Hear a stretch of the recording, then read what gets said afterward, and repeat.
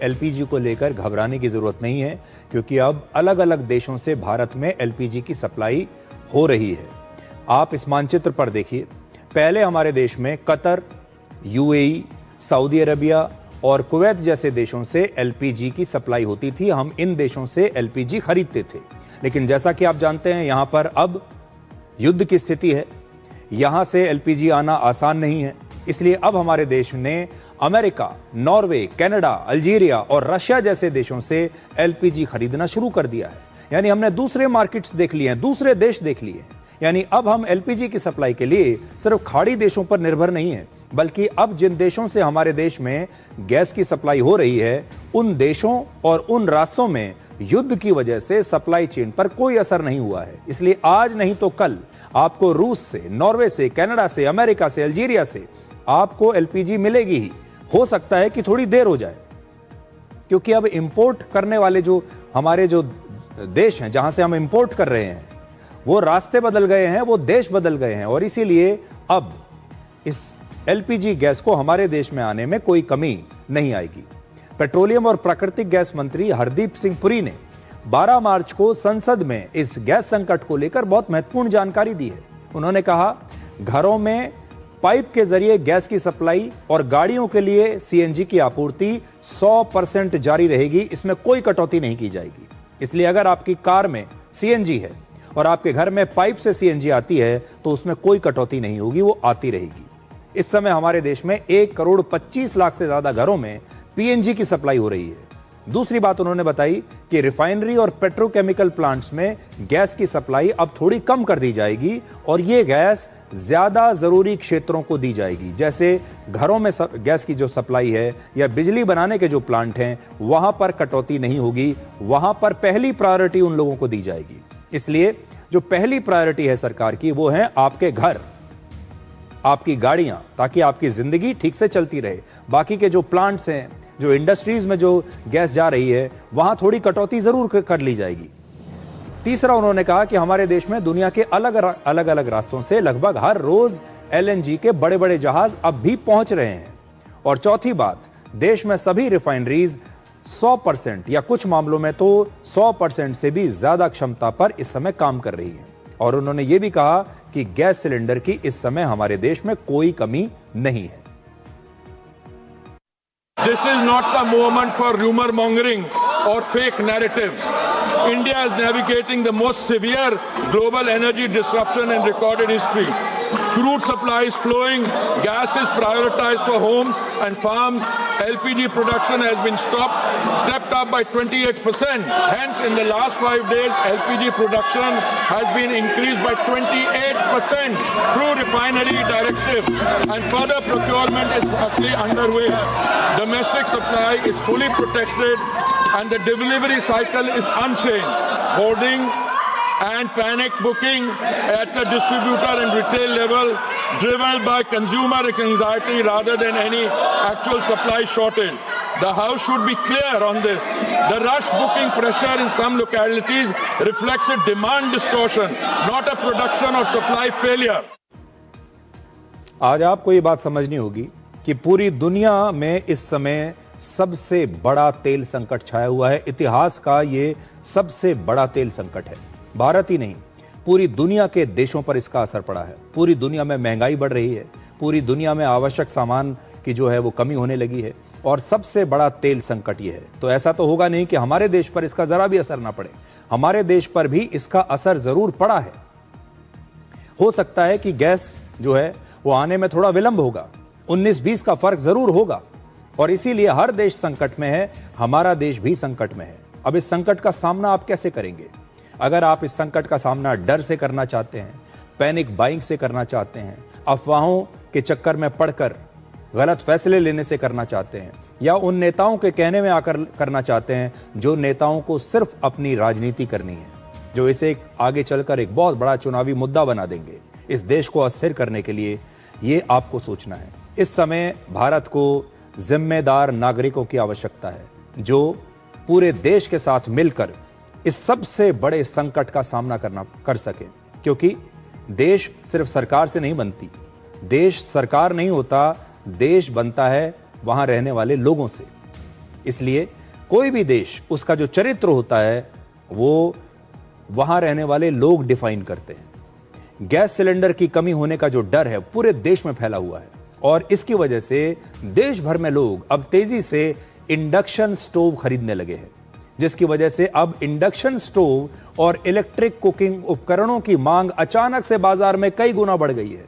Induction stove एक ऐसा stove होता है जो बिजली से चलता है और बहुत सारे लोग इसी से खाना बनाते हैं। अगर मैं अमेज़न का डेटा आपको बताऊं, अमेज़न इंडिया के अनुसार पिछले कुछ दिनों में इंडक्शन स्टोव की बिक्री 30 गुना तक बढ़ गई है। 30 गुना। ई कॉमर्स कंपनी फ्लिपकार्ट का यह कहना है कि पिछले 4 से 5 दिनों में इंडक्शन स्टोव की बिक्री उनके प्लेटफॉर्म पर 4 गुना से ज्यादा बढ़ गई है। इंडक्शन स्टोव के साथ साथ rice cookers, electric pressure cookers और इलेक्ट्रिक केटल की बिक्री में भी बहुत तेजी से वृद्धि हुई है।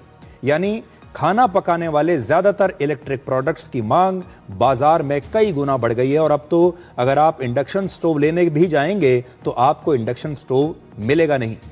अचानक से इसके दाम भी बढ़ गए हैं और अब इसकी सप्लाई भी कम हो गई है। लोगों को इस समय इंडक्शन स्टोव या इनमें से किसी भी चीज की जरूरत नहीं है, लेकिन वो इसे ज्यादा पैसा देकर भी खरीद रहे हैं और घर में जमा कर रहे हैं। इलेक्ट्रिक कुकिंग उपकरण बनाने वाली कंपनियों ने अपनी उत्पादन क्षमता जो पहले 70% हुआ करती थी उसे बढ़ाकर 100% कर दिया है और अपने कर्मचारियों की संख्या में भी लगभग 15% की वृद्धि की है। दिल्ली, मुंबई, बेंगलुरु और कोलकाता जैसे शहरों में ऑनलाइन क्विक कॉमर्स प्लेटफॉर्म पर इंडक्शन कुकटॉप पूरी तरह से आउट ऑफ स्टॉक हो चुके हैं। अगर आप ऑनलाइन ऑर्डर करने के लिए जाएंगे अब आपको कहीं नहीं मिलेंगे। गूगल ट्रेंड्स के अनुसार 12 मार्च को भारत में इंडक्शन स्टोव को रिकॉर्ड सर्च किया गया, यानी पूरी दुनिया, भारत में इस समय लोग इंडक्शन स्टोव को सर्च कर रहे हैं गूगल पर कि कैसे मिलेगा ये। ऑनलाइन के साथ साथ लोग दुकानों पर जाकर भी इंडक्शन स्टोव खरीद रहे हैं, जबकि उन्हें इंडक्शन स्टोव की आवश्यकता नहीं है पर फिर भी खरीद रहे हैं। इसी को कहते हैं पैनिक बाइंग। सिलेंडर्स के साथ भी यही हो रहा है और अब इंडक्शन स्टोव के साथ भी यही हो रहा है। जब से कमर्शियल सिलेंडर की दिक्कत आई है, मार्केट में मिल नहीं रहा है और घरेलू गैस भी नहीं मिल रही है, जब से इंडक्शन जरा थोड़ा ज्यादा ही बिकने लगा है। तो रेट डिमांड तो बड़ी है, लेकिन रेट भी इंक्रीज होंगे। कब होंगे? जब सेल ज्यादा बढ़ जाएगी ज्यादा, क्योंकि अभी दिक्कत आएगी तो परचेस भी करेंगे, महंगी परचेस करेंगे तो सेल महंगी होगी। अभी इसलिए मैं इंडक्शन आया हूँ ताकि इसके रेट ना बढ़ जाए, इसलिए मैं सोचा था इंडक्शन ले लूँ, एक घर के लिए एक दुकान के लिए भी चाहिए रहेगा मुझे। तो एजेंसी वाले ने कहा है कि मैं गैस के सिलेंडर बिल्कुल नहीं है, ऊपर से आदेश आएगा जब भी दे सकता हूँ, है ही नहीं हमारे पास गैस के सिलेंडर, आप इंतजार करिए।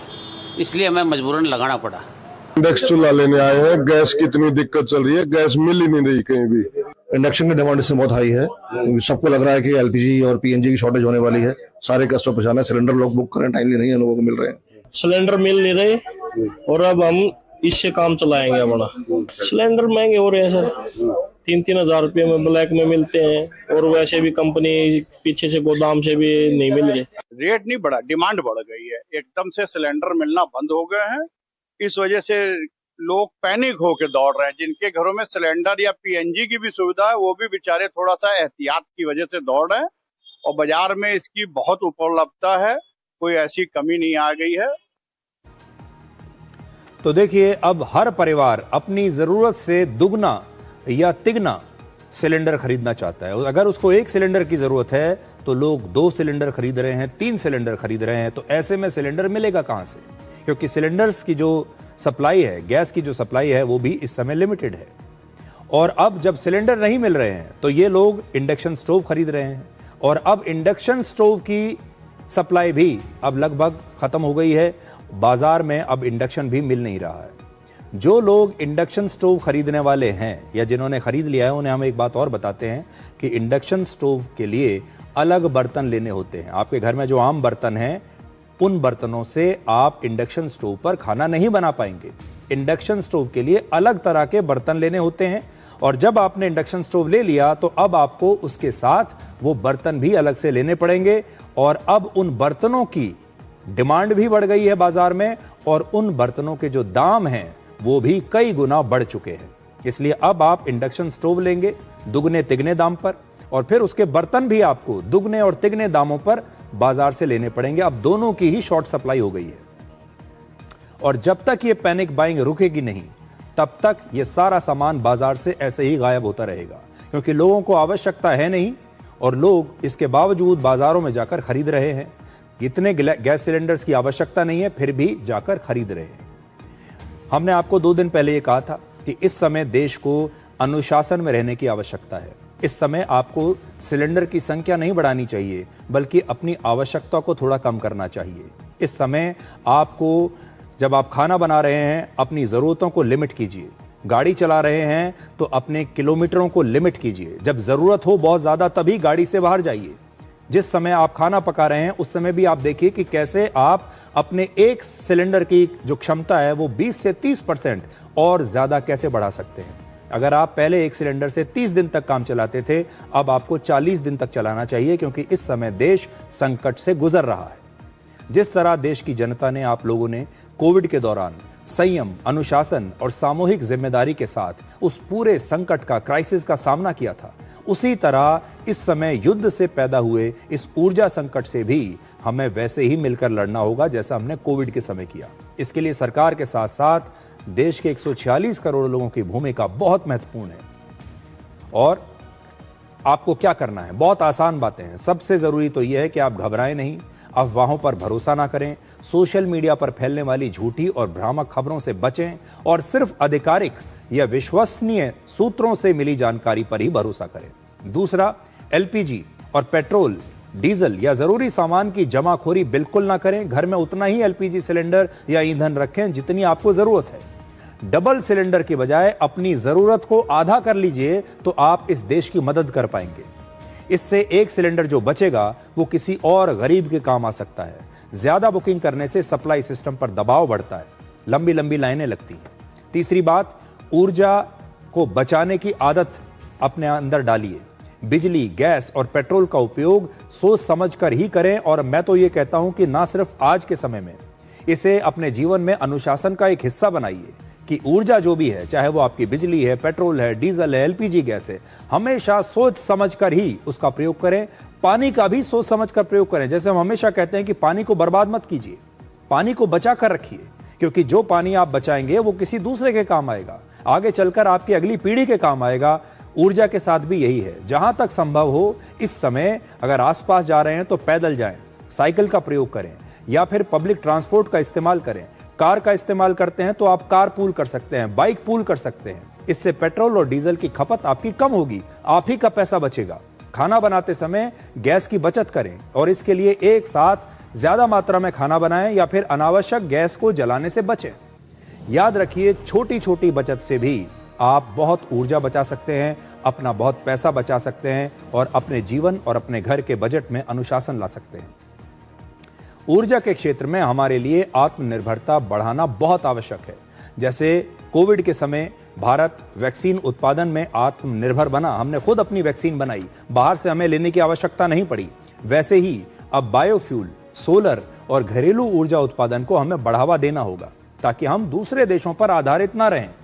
अब हम देश की अर्थव्यवस्था को 90% कच्चा तेल, 66% एलपीजी और 50% एलएनजी इंपोर्ट के भरोसे नहीं छोड़ सकते। अभी तक तो हम इतना सारा ये सब कुछ बाहर के देशों से खरीद रहे हैं। पिछले 11 वर्षों में इस पर बहुत काम हुआ है, लेकिन अभी भी बहुत काम होना बाकी है। संकट के समय हर नागरिक की जिम्मेदारी ज्यादा बढ़ जाती है। अगर व्यक्ति थोड़ी सावधानी बरते तो बड़े से बड़े संकट को भी हमारा देश संभाल सकता है। और जब भी कोई बड़ा संकट आता है तो कालाबाजारी शुरू हो जाती है और फिर विपक्ष इस आग में घी डालने का काम करता है।